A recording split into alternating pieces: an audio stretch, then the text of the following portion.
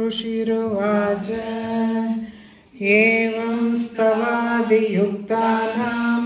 देवानां तत्र पार्वती स्नातुमभ्याययौ तो ये जाह्नव्या नृपनन्दन साब्रवीत्तान् सुरान् सुभ्रुर्भवद्भिस्तूयतेऽत्र का शरीरकोशातश्चास्याः समुद्भूता ब्रवीच्छिवा स्तोत्रं ममैतत्क्रियते शुम्भदैत्यनिराकृतैः देवैः समेतैः समरे निशुम्भेन पराजितैः शरीरकोशाद्यत्तस्याः पार्वत्या निःसृताम्बिका कौशिकीति समस्तेषु ततो लोकेषु गीयते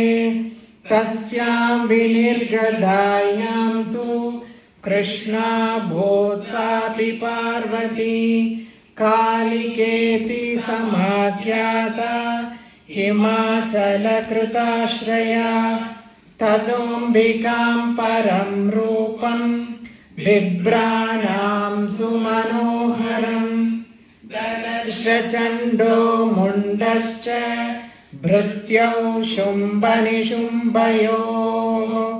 ताभ्यां शुम्भाय चाख्याता अतीव सुमनोहरा काप्यास्ते स्त्री महाराज भासयन्ती हिमाचलम् नैव तादृक् क्वचिद्रूपं दृष्टं केनचिदुत्तमम् न्यायदां काव्यसौ देवी गृह्यतां चासुरेश्वर स्त्रीरत्नमतिचार्वङ्गी द्योतयन्ती दिशस्द्विषा सा तु तिष्ठति दैत्येन्द्र तां भवान् द्रष्टुमर्हति यानि रत्नानि मणयो गजाश्वादीनि वै प्रभो त्रैलोक्ये तु समस्तानि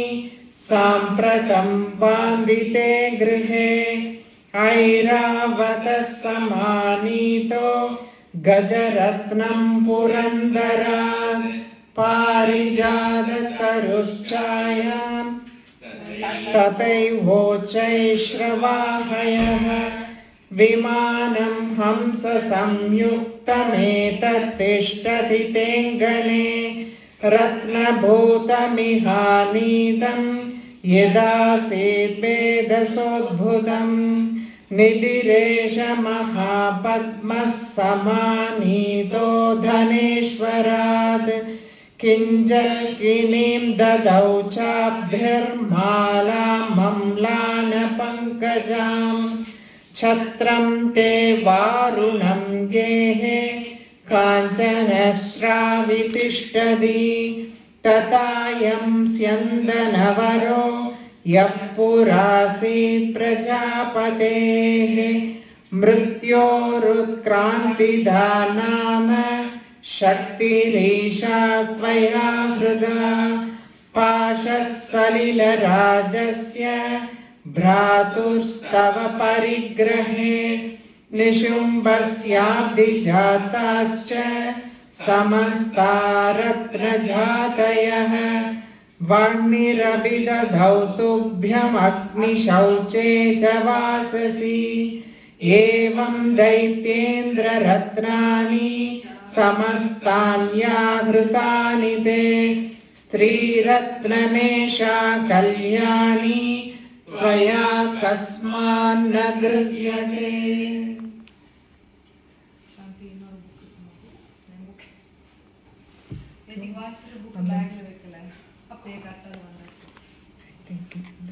This will have it, don't you?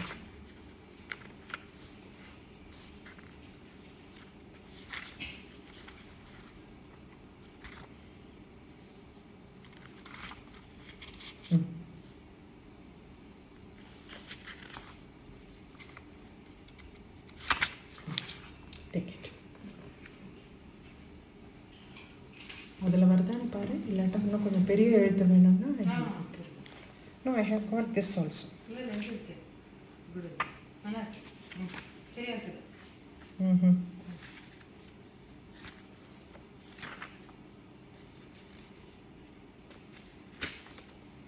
This also you have. Big one. So. கண்ணாடி கொண்டு வந்துட்டேன் பிரச்சனை. அதான் முக்கியம். ऋषिरुवाच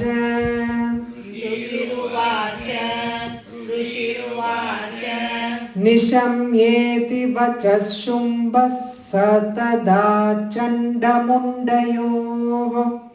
निशम्येति वचः शुम्भः स तदा चण्डमुण्डयोः निशम्येति वचः शुम्भः स तदा चण्डमुण्डयोः प्रेषयामास सुग्रीवम्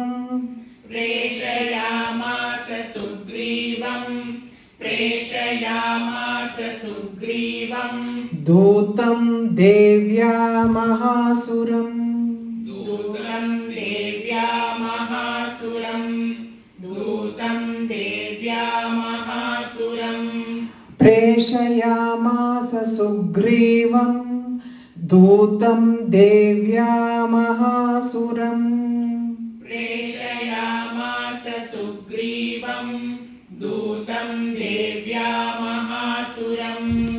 प्रेषयामास सुग्रीवम् दूतं देव्या महासुरम् निशम्येति वचः शुम्भः स तदा चण्डमुण्डयोः प्रेषयामास सुग्रीवम् दूतं देव्या महासुरम् निशम्येति वचः शुम्भः स तदा चण्डमुण्डयोः प्रेषयामास सुग्रीवम् दूतं देव्या महासुरम् निशम्येति वचः शुम्भः स तदा चण्डमुण्डयोः प्रेषयामास सुग्रीवम् दूतं देव्या महासुरम् निशम्येति वचः शुम्भः स तदा चण्डमुण्डयोः.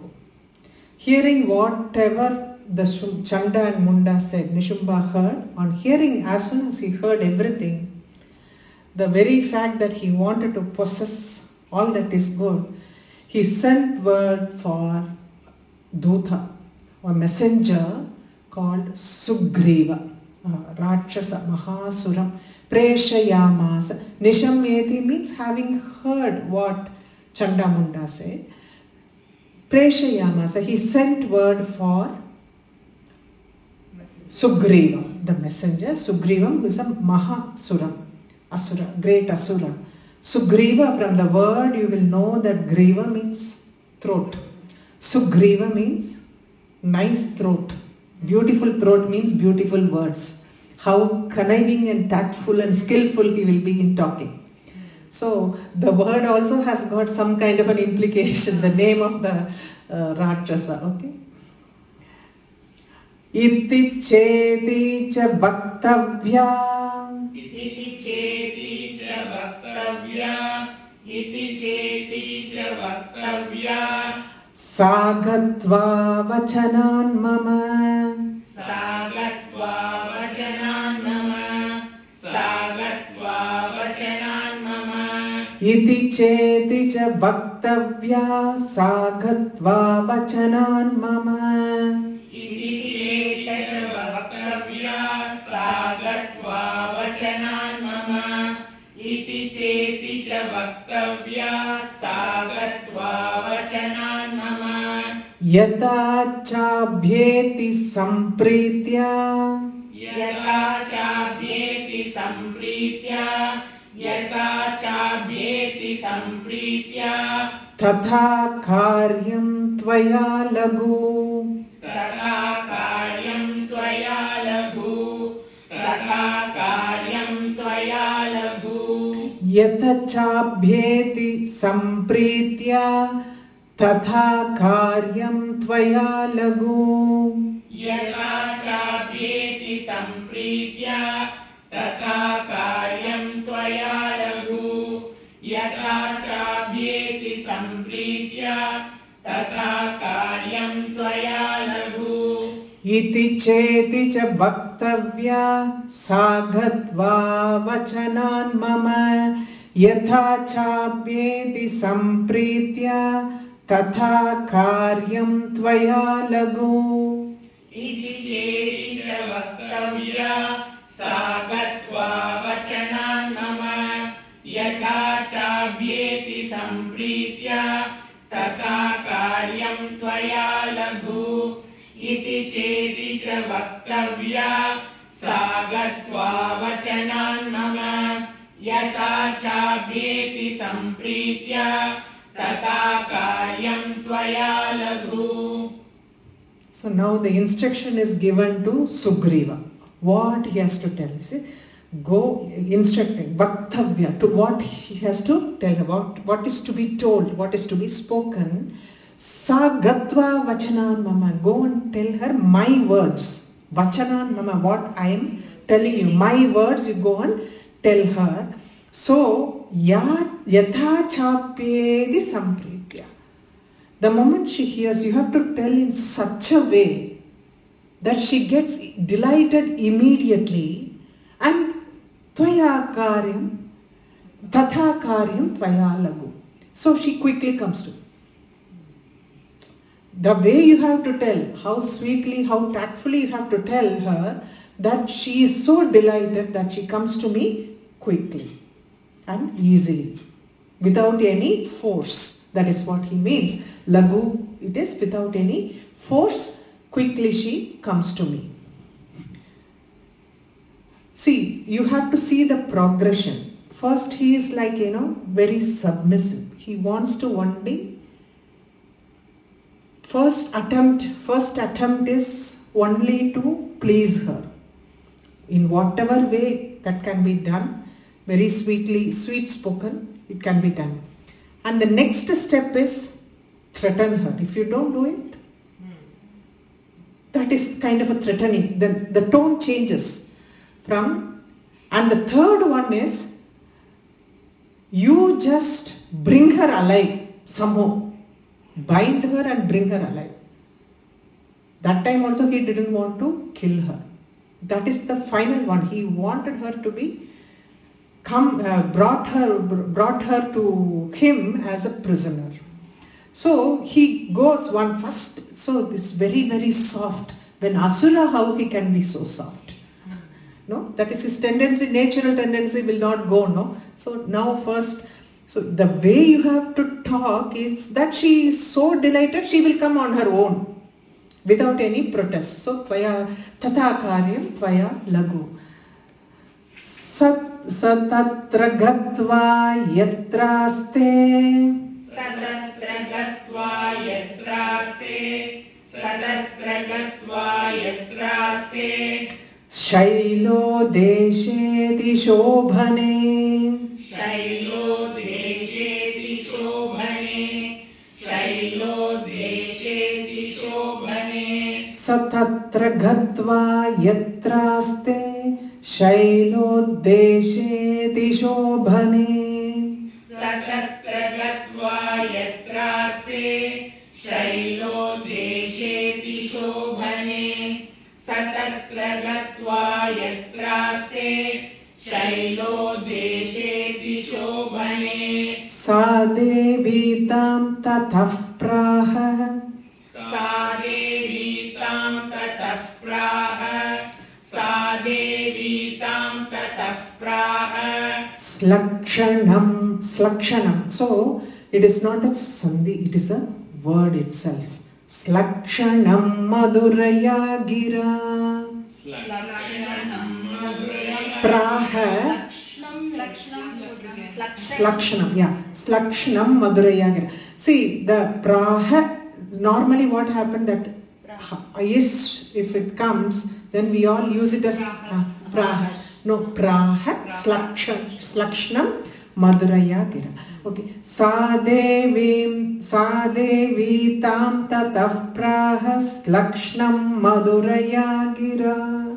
सा देवी तां ततः प्राह श्लक्ष्णं मधुरया गिरा सा देवी तां ततः प्राह श्लक्ष्णं मधुरया गिरा स तत्र गत्वा यत्रास्ते शैलो देशेति शोभने सा देवी तां ततः प्राह श्लक्ष्णं मधुरया गिरा स तत्र गत्वा यत्रास्ते शैलो देशेति शोभने सा देवी तां ततः प्राह श्लक्ष्णं मधुरया गिरा स तत्र गत्वा यत्रास्ते शैलो देशेति शोभने सा देवी तां ततः प्राह श्लक्ष्णं मधुरया गिरा. Sugriva went to the mountains. Shailo Deshe Ati Shobhane. Shailam, the mountains are always rocky, but this is beautiful, resplendent it is. Ati Shobhane, that he went to the mountains to see her. Sagatva, where she was staying, he went there to the mountains. Sadevi Tam Tataf Praha. He goes there where Devi was staying. Sadevi Tam Tatah, where she was staying. Prahas Lakshnam.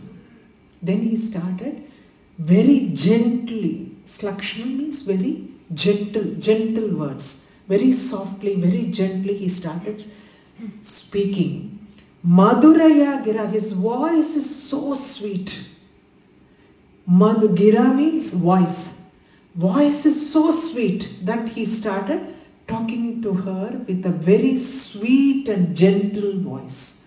Okay, that is what it is. See how deceitful they are. That is exactly what, it shows how you should not fall for any sweet words. There is a saying, no? You should not fall for any sweet words. It is exactly true. And to whom he is talking? He is talking to Devi. Devi also wants to have a good fun with him now. So she talks back. She wants to have some fun, before actually seeing the battle. Let us have some fun. That is what they exchange, oh my child, talk, no problem. Talk as much as you can. I know exactly what you mean. Duta Vacha. Devi Daiteshwara Shumbha. There is Sandhi here. Shumbha. Devi Daiteshwara Shumbha. Devi Daiteshwara Shumbha. Trailokye Parameshwaraha. Trailokye Parameshwaraha. Trailokye Parameshwaraha. Devi Daiteshwara Shumbastrailokye Parameshwaraha.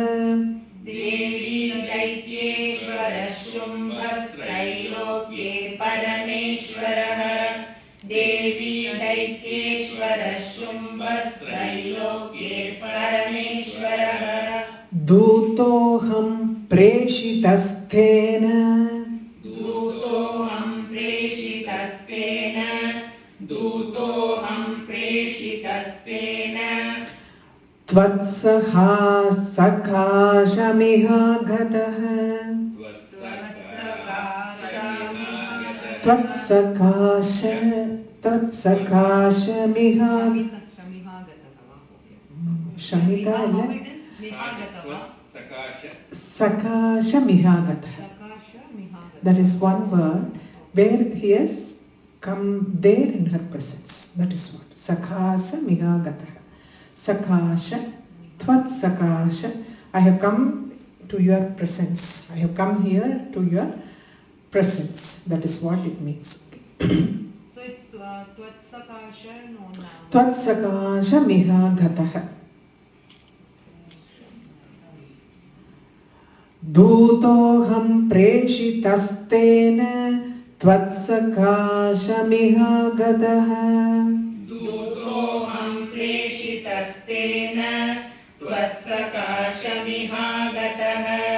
Dutoham प्रेषितस्तेन त्वत्सकाशमिहागतः देवी दैत्येश्वरः शुम्भस्त्रैलोक्ये परमेश्वरः दूतोऽहं प्रेषितस्तेन त्वत्सखा समिहागतः देवी दैत्येश्वरः शुम्भस्त्रैलोक्ये परमेश्वरः दूतोऽहं प्रेषितस्तेन त्वत्सकाशमिहागतः देवी दैत्येश्वरः शुम्भस्त्रैलोक्ये परमेश्वरः दूतोऽहं प्रेषितस्तेन त्वत्सकाशमिहागतः Devi Daityeshwara Shumbhu. Shumbha is the lord of all Daityas, all demons, all Rakshasas. He is Trailokya Parameshwara, is the supreme sovereign of all the three worlds. Parameshwara, supreme sovereign. There is no one above him. So he is the supreme sovereign of all the three worlds, he says. Dutoham preshitastena. Preshita means being sent by. I am the messenger sent by him. Sent by him. That is why I have come to your presence. I have come here to your presence because I have been sent by. I am a messenger being sent by Shumbha, who is the supreme sovereign of all the three worlds. Okay. Now his turn is to boast how rich or powerful his master is. Next few lines he is going to say that. Abhyahatanya sarvasu. Abhyahatanya sarvasu. Abhyahatanya sarvasu. Yassada devayonishu. Yassada devayonishu. Yassada devayonishu. Avyahatanyat sarvasu yassada devayonishu. Abhyahatanya sarvasu. Yassada devayonishu.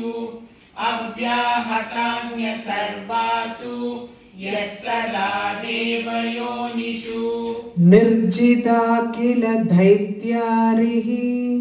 Nirjita kila daityarihi. Nirjita kila daityarihi. Sayadaha srunushvatat.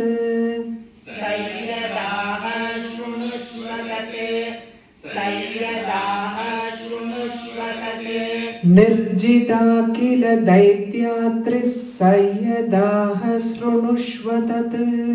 Nirjita kila daityaris sayyadaha shrunushvatat. Nirjita kila daityaris sayyadaha shrunushvatat. Avyahatanya sarvasu yassada devayonishu. Nirjida kila daityaris sayadaha shrunushvatat. Avyahatanya sarvasu yassada devayonishu. Nirjita kila daityaris sayyadaha shrunushvatat. Abhyahatanya sarvasu yassada devayonishu. Nirjita kila daityaris sayyadaha shrunushvatat. He said first he is the supreme sovereign of all the three worlds. Now he is telling he has conquered all the enemies of Daityas, all the enemies of the demons. Nirjida khila Daityarihi. Whoever are the enemies of Daityas, he has conquered all of them. Who are the enemies of Daityas? Devas only are the enemies. So he has conquered all of them. Now it has come to a point. Avyahata anya sarvasu. Yassada devayonishu. So Devayonishu means the dwelling of the Devas. The dwelling of the Devas are called Devayoni. That is the source where the Devas are there. Avyahata. Now they don't obstruct his commands. Avyahata Anya Sarvas, all kinds of commands. They are just subservient to him. That is what they mean. Unobstructed, like they don't obstruct any of his command. So Avyahata Anya Sarvasu, all kinds of commands. It is not obstructed by all the Devas dwelling in their place. So he has conquered everybody. That is what he means to say. So that person has sent a message, Shrunushvathat. Now you hear it. Hear what he has told me to convey it to you. Now it is like, as though that Shumba is addressing her directly. He is telling only Shumba's words. That is why Mama Trailokyam Akilam. Mama Trailokyam Akilam. Mama Trailokyam Akilam. Mama Deva Vashanugaha. Mama Deva Vashanugaha. Mama Deva Vashanugaha. Mama Trailokyam Akilam. Mama Deva Vashanugaha. Mama Trailokyam Akilam. Mama Deva Vashanugaha. Mama Trailokyam Akilam. Mama Deva Vashanugaha. Yanya Bhaganaham Sarvanupashnami Pruthak Sarvan. Sorry, I will just split it like that. Upashna is another word actually. Yanya Bhaganaham Sarvan. Yajna Bhaganaham Sarvan. Yajna Bhaganaham Sarvan. Upashnami Pruthak Pruthak. Upashnami Pratak Pratak. Upashnami Pratak Pratak. Yanya Bhaganaham Sarvanupashnami Pruthak Pruthak. Yajna Bhaganaham Sarvan Upashnami Pratak Pratak. Yajna Bhaganaham Sarvan Upashnami Pratak Pratak. Mama Trailokyam Akilam Mama Deva Vashanugaha. Yanya Bhaganaham Sarvanupashnami Pruthak Pruthak. Mama Trailokyam Akilam Mama Deva Vashanugaha. Yajna Bhaganaham Sarvan Upashnami Pratak Pratak. Mama Trailokyam Akilam Mama Deva Vashanugaha. Yajna Bhaganaham Sarvan Upashnami Pratak Pratak. Mama Trailokyam Akilam. All the three worlds are mine. Mama Deva Vashanuga. All the gods submit to me. All are under my control. That is what he is saying. All are under my control and all the worlds are mine. Yanya Bhaganaham Sarvan Upashnami Pruthak Pruthak. What happens when you do a yajna? You give havis to please the gods. If you want rains, you want to please Varuna. If you want wealth, you want to please Mahalakshmi or somebody. Or if you want health, you please Dhanvantari. You have got different homas for different people. Starting from Vignesha, you have got a lot of homas. So what happens when the primary deity gets the major share of the homa? The havis, primary deity gets, and all the others get some kind of a thing. But everyone gets it. So what he says, Yanya Bhagana, I enjoy. Upashnami. Upashna means enjoying. I enjoy that Yanya Bhagam. Sarvan, everybody's. Pratak, Pratak, every one of them gets no. I enjoy everything together. So Yanya Bhagam, Aham Sarvan Upashnami. Pratak, Pratak. Individually, whatever they get it, I take everything from them. So Yanya Bhagam come. Whether they do for Varuna or Dhanvantari, it all comes to me only. It is exactly what he is telling. That is like, I am the supreme power and there is nobody else. It is also like, a kind of what you say is, passive threatening. There is no one to support you. No? Without telling, like threatening immediately, just to putting the facts, it is like passively you want to threaten the person. No? It is like passive aggression, they call it. It is like that. He wants to say, like, there is no...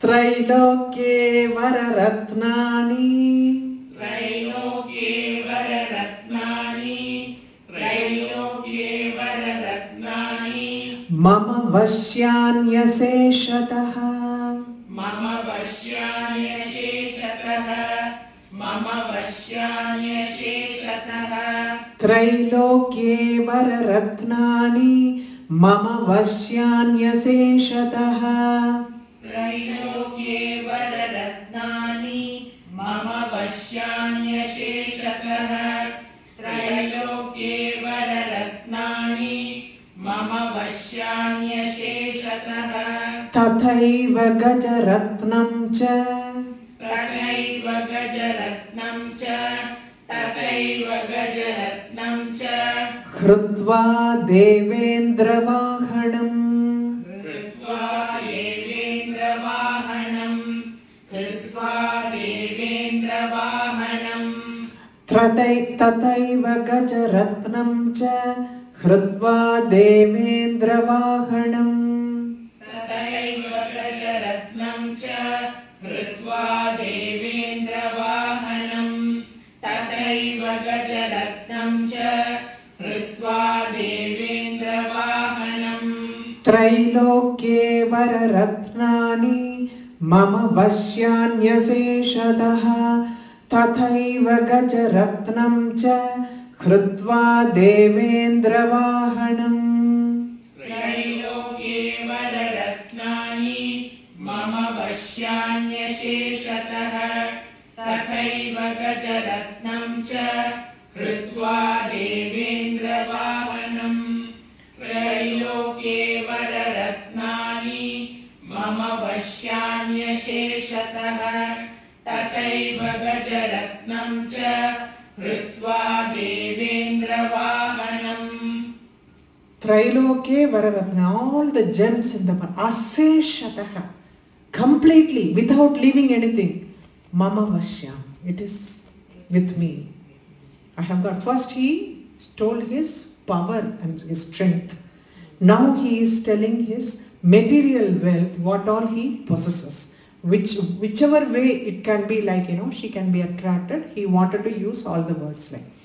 So, Mama Vashyan Aseshataha. So, I completely won all the gems that is in the worlds. All the three worlds, not only in this world, all the three worlds, whatever gems are there, it is under my possession.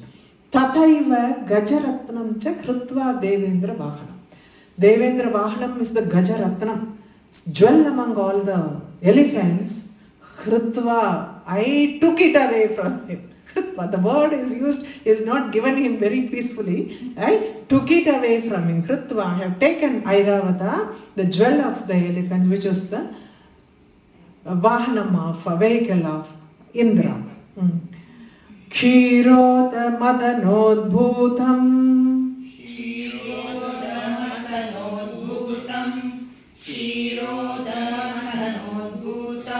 Ashvaratnam Mamamaraihi Ashvaratnam Mamamaraihi Ashvaratnam Mamamaraihi Kshirodamatanodbhutam Ashvaratnam Mamamaraihi Kshirodamatanodbhutam Ashvaratnam Mamamaraihi Kshirodamatanodbhutam Ashvaratnam Mamamaraihi Uchchaishravasat samyam tat Uchchaishravasa samyam tat Uchchaishravasa samyam tat Pranipatya samarpitham Pranipatya samarpitam प्रणिपत्य समर्पितम् उच्चैश्रवस सम्यं तत् प्रणिपत्य समर्पितम्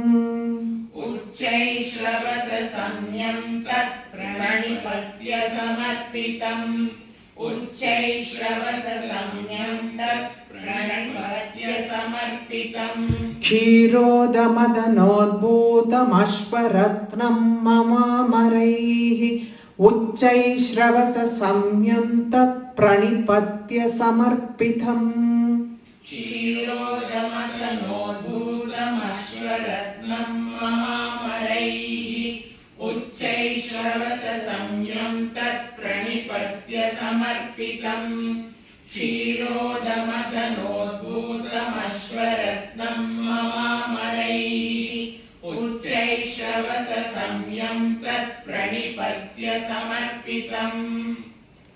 When the Milky Ocean was churned, what came, there are so many things that came out of that.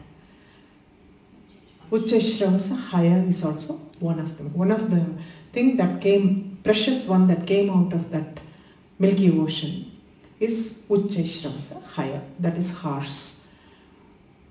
Amaraihi, Mama Amaraihi. What the celestials did to me, they pranipatya samarpitam. They bow down with reverence and they handed that over to me. I took away the Gajaratnam. They saw it. Why? Why we have to fight? We will submit this Ashwaratnam also to you.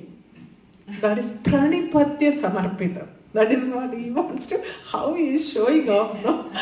Pranipatya samarpitam. Yani chanyani deveshu. Yani chanyani deveshu. Yani chanyani deveshu. Gandharveshu rageshu cha. Gandharveshu rageshu cha.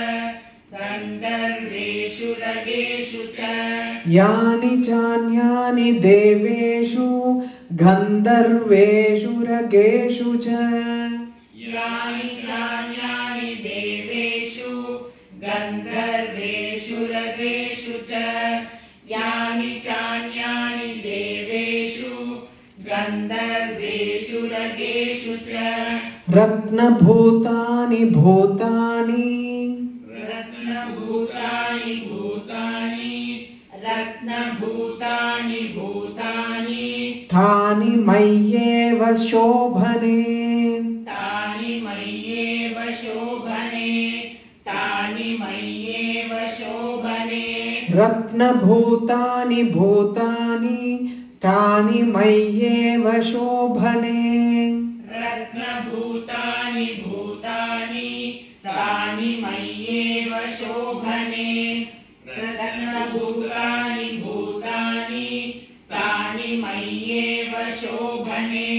Yani chanyani deveshu. Gandharveshu rageshu cha. Ratna bhutani bhutani. Tani mayyeva shobhane. Yani chanyani deveshu. Gandharveshu rageshu cha. Ratna bhutani bhutani. Tani mayyeva shobhane. Yani chanyani deveshu. Gandharveshu rageshu cha. Ratna bhutani bhutani. Tani mayyeva shobhane.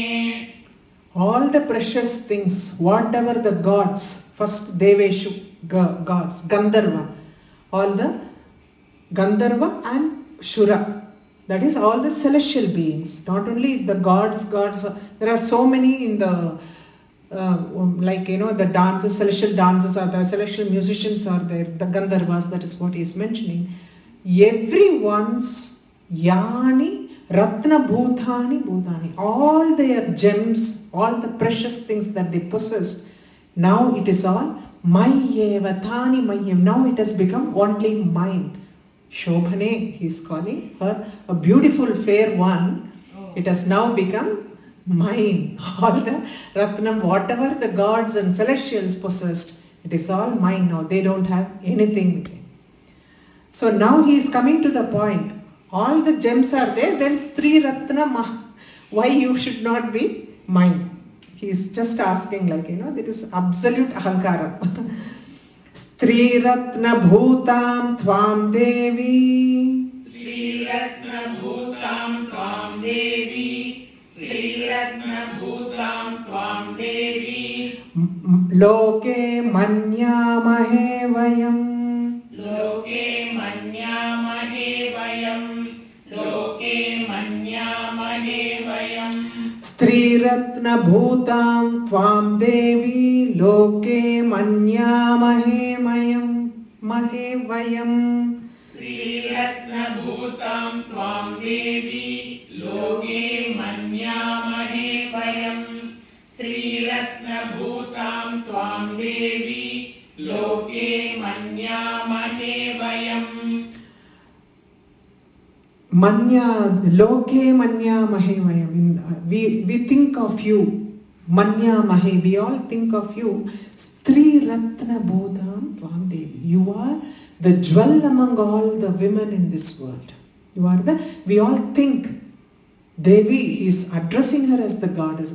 We all think you are the jewel among all the women in the world.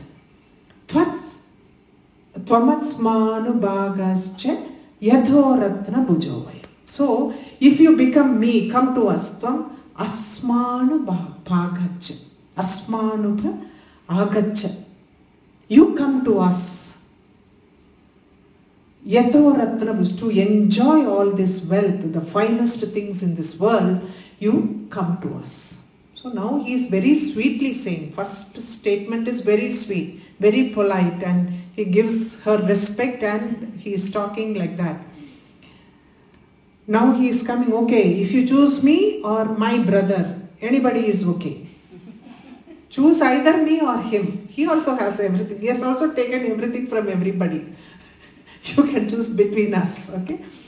Mamva mamanujam vapi. Second line சொல்லல நீங்க சொல்லலையா? first line ஓ okay சாத்வம் அஸ்மானு பாகஸ்ச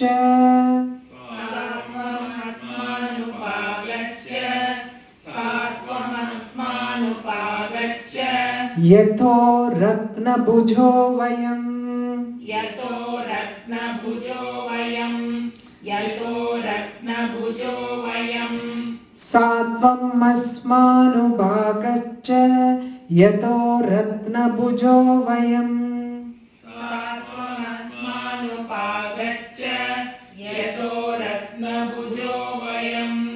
சாத்வம் அஸ்மானு பாகஸ்ச யதோ ரத்ன புஜோ வயம் स्त्रीरत्नभूतां त्वां देवी लोके मन्यामहे वयं सा त्वमस्मानुपागच्छ यतो रत्नभुजो वयम् श्रीरत्नभूतां त्वां देवी लोके मन्यामहे वयं सा त्वमस्मानुपागच्छ यतो रत्नभुजो वयं श्रीरत्नभूतां त्वां देवी लोके मन्यामहे वयं सा त्वमस्मानुपागच्छ यतो रत्नभुजो वयं.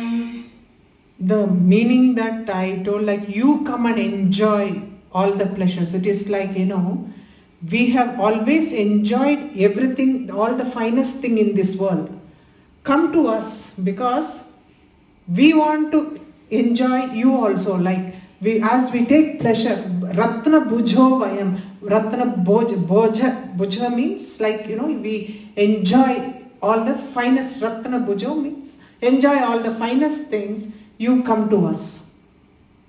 She is not asking. We are used to enjoying everything, so you are so good, you cannot be away. Got my point? First he is saying, we think of you as the jewel among all the women in this world. You are the jewel among all the women in this world. I have possessed all the Ratnam with me. So I have to possess you also. Because I am used to enjoying all good things in life. How can I leave you? Okay? Got it? At least you understood what I say. We are used to enjoying all finest things. So you are the finest in this world amongst the women. You have to be our treasure. So come to us. Okay? Mam va mamanujam vapi. Mam va mamanujam vapi. Mam va mamanujam vapi. Nishumbhamuru vikramam. Nishumbhamuru vikramam. Nishumbhamuru vikramam. Mam va mamanujam vapi. Nishumbhamuru vikramam. Mam va mamanujam vapi. Nishumbhamuru vikramam. Mam va mamanujam vapi. Nishumbhamuru vikramam. Bhajatvam chanchalapangi. Bhajatvam chanchalapangi. Bhajatvam chanchalapangi. Pangiya, Pangimma. Pangi da irukku. Pangim adula irukka. Pangi. Ratna bhutasi vayyataha. Ratna bhutasi vayyataha. Ratna bhutasi vayyataha. Bhajatvam chanchalapangi. Ratna bhutasi vayyataha.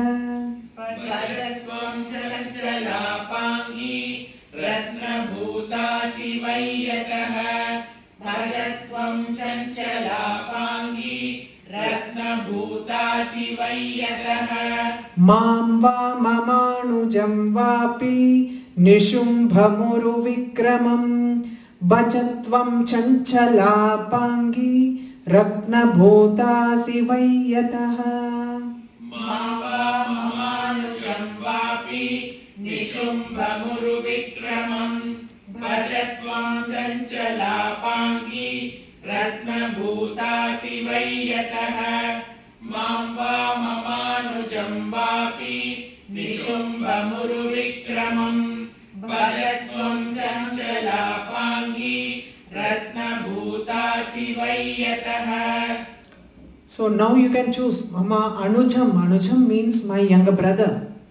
You can choose. He is also very strong and powerful.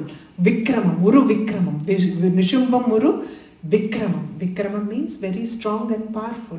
He is also very strong. You can choose either me or him. Mama Anujam. Mamba. Either me or him. Mama Anujamba. Anybody, between two of us you can choose anybody. Bhajatvam chanchalapangi. Why you have to choose us? Chanchalapangi. Her eyes are always moving, flashing, always moving from one side to another. You see it like, Ambal's eyes never closes. There are Meenakshi, we say, the fish never closes the eye. So like that, her eyes also, she never closes. And her eyes always keep moving. It doesn't stay in one place because she wants to see the entire prapancham under. Like, what is happening everywhere. So her eyes never stay in one position. So, Chanchalapangi means that eyes moving very quickly. So, Chanchalapangi, Ratna Bhuta, you are really a true, I have possessed all the jewels. You are really a true jewel. So, choose either me or my brother. He didn't give any other choice other than these two. He says, you have got such beautiful eyes which are moving all the time. Chanchalapangi. Choose either me or my brother who is also powerful and strong. Okay. Paramaishwarya Matulam. Paramaishwarya Matulam. Paramaishwarya Matulam. Prapsyase mat parigrahat. Prapsyase mat parigrahat. Prapsyase mat parigrahat. Paramaishwarya Matulam. Prapsyase mat parigrahat. Paramaishwarya Matulam. Prapsyase mat parigrahat. परमैश्वर्यमतुलं प्राप्स्यसे मत्परिग्रहात् एतद् बुद्ध्या समालोच्य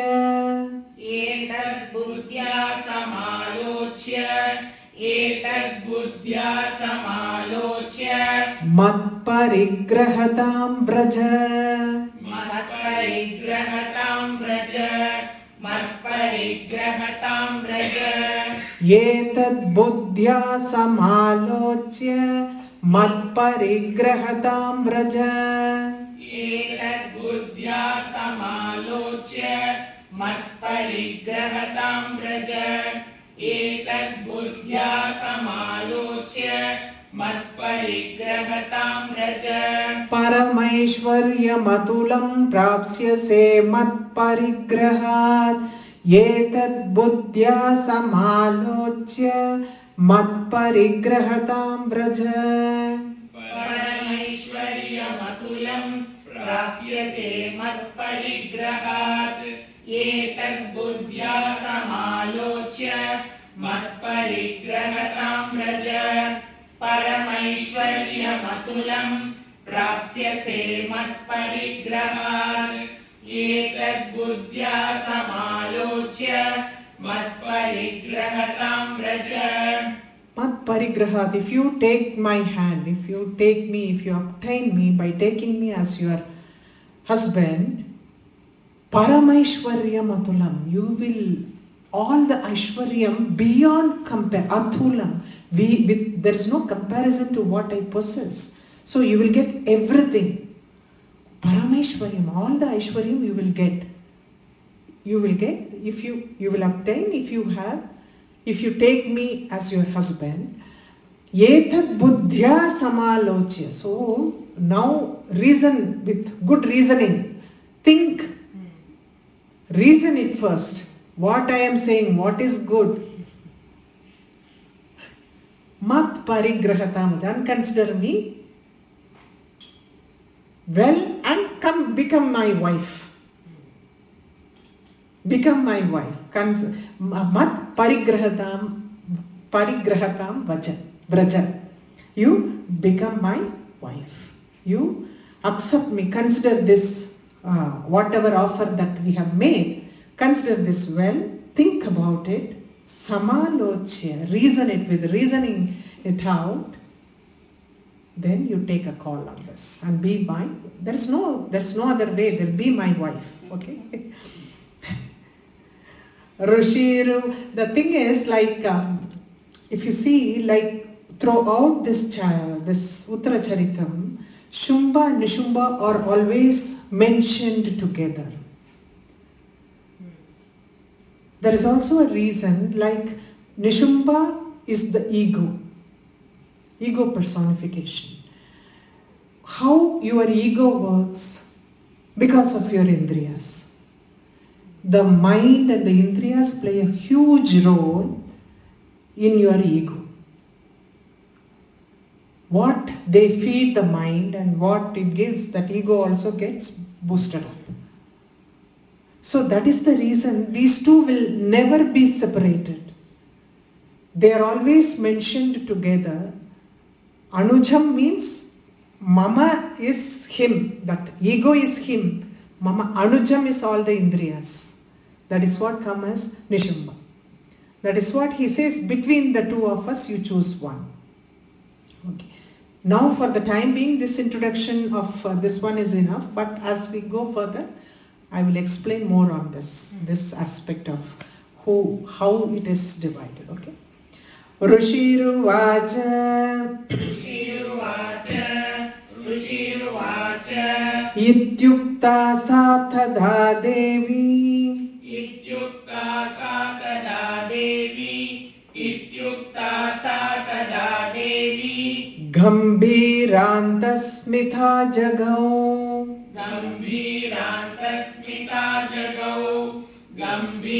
Ityukta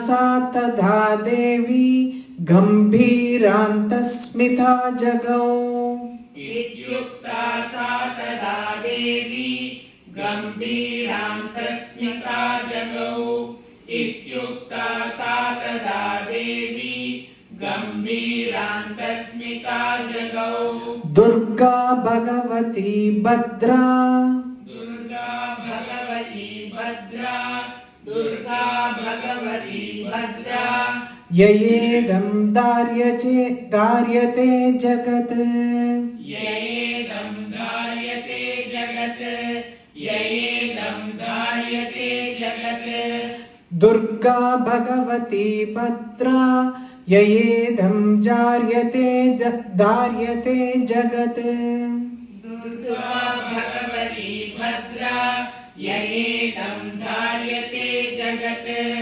Durga भगवती भद्रा ययेदं धार्यते जगत् इत्युक्ता सा तदा देवी गम्भीरान्तस्मिता जगौ दुर्गा भगवती भद्रा ययेदं धार्यते जगत् इत्युक्ता सा तदा देवी गम्भीरान्तस्मिता जगौ दुर्गा भगवती भद्रा ययेदं धार्यते जगत् इत्युक्ता सा तदा देवी गम्भीरान्तस्मिता जगौ दुर्गा भगवती भद्रा ययेदं धार्यते जगत्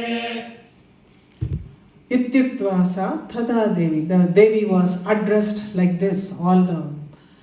Now the messenger has conveyed the message of Shumba and Nishumbha for that matter, mainly Shumba here. She heard it, Gambhiranta Smita Jago. Very enigmatic smile. She gives one enigmatic smile. So he doesn't know what she is actually thinking of. Gambhiranta Smita Jagao. Durga Bhagavati, see, the entire world is supported by her. What these small gems mean to her. Durga Bhagavati Bhadra, she's the most auspicious one. She supports the entire world. She's the Bhagavan of the entire world. Yayedam Dharyate Jagat, she's the one who supports this world. Dharyate, Dharya means Dhatri, we call her Dharyate Jagat. The entire world is supported by her. She is the blessed Bhagavati Durga. She is the form of Durga, auspicious Durga, and she is the one who supports this world. She started speaking now. She has to reply she has to reply messenger now. So the message is sent to Shumba. I think we will stop with this because I don't want to stop in between her message and we will complete it in the next class. Okay? I think with this we will stop it. Yeah. It's okay. We can finish it next week. So Devi has to reply to Shumba through this messenger and what is going to happen afterwards. Okay? We'll recite. Rushiruvacha Nishamyedi vacha Shumbha satada chandamundayoh Preshayamasa Sugrivam Dutam Devya Mahasuram Iti Cheti Cha Bhaktavya Sagatva Vachanan Mama Yatha Chabhyedi Sampritya Tata Karyam Tvaya Lagu Satatra Gatva Yatraste Shailo Desheti Shobhane Sa Devim Tam Tatah Praha Slakshnam Madhuraya Gira Dhuta Vacha Devi Daiteshwaras Shumbastrailokye Parameshwaraha Dhutoham Preshitastena Tvatsakashamiha Gataha Avyahatanya Sarvasu Yassada Devayonishu Nirjida Kila Daityaris Sayadaha Srunushvatat Mama Trailokyam Akhilam मम देवा वशानुगाः यज्ञभागानहं सर्वानुपाश्नामि पृथक् पृथक् त्रैलोक्ये वररत्नानि मम वश्यान्यशेषतः तथैव गजरत्नं च हृत्वा देवेन्द्रवाहनम् क्षीरोदमदनोद्भूतमश्वरत्नं ममामरैः उच्चैश्रवससंज्ञं तत् प्रणिपत्य समर्पितम् यानि चान्यानि देवेषु गन्धर्वेषु रकेषु च रत्नभूतानि भूतानि तानि मय्येव शोभने स्त्रीरत्नभूतां त्वां देवी लोके मन्यामहे वयम् सा त्वमस्मानुपागच्छ यतो रत्नभुजो वयम् मां वा ममानुजं वापि निशुम्भमुरुविक्रमम् भज त्वं चञ्चलापाङ्गी रत्नभूतासि वै यतः परमैश्वर्यमतुलं प्राप्स्यसे मत्परिग्रहात् एतद्बुद्ध्या समालोच्य मत्परिग्रहतां व्रज ऋषिरुवाच इत्युक्ता सा तदा देवी गम्भीरान्तस्मिता जगौ दुर्गा भगवती भद्रा ययेदं धार्यते जगत्।